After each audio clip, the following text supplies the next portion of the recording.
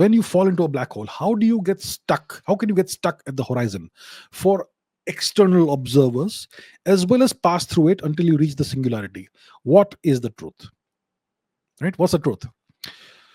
So let's say, let's do this thought experiment. Let's say you are observing a black hole from far away, and your friend, who is very unwise, has decided to fall into the black hole.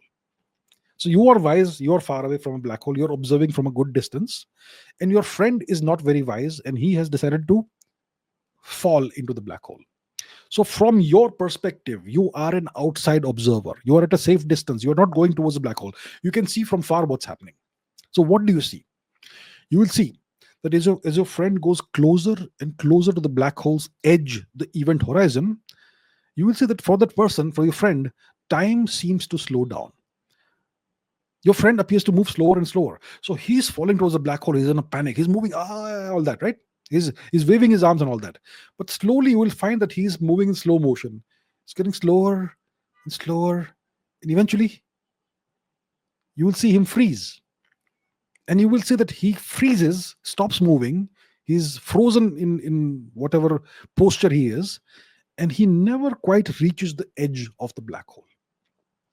And then you will see that light that's coming from your friend becomes red shifted. It becomes more and more red. It gets stretched out, and eventually it becomes invisible. So eventually you will not see your friend anymore.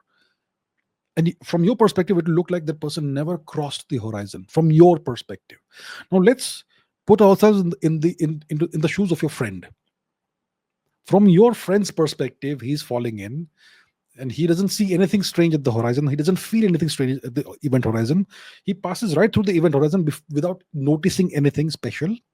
Time flows normally for him, and he keeps falling until nasty things happen. Spaghettification, getting stretched out and all that. And eventually whatever is left of him, in whatever form, reaches the center, theoretically the singularity, where it gets squeezed into nothingness.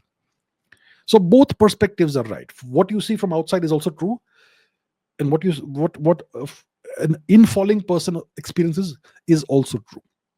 Okay, these are two different experiences that are true at the same time. So why is it so?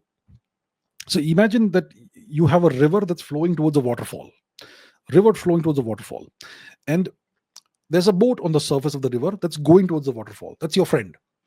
And from your friend's perspective, the river goes across over the waterfall and falls down.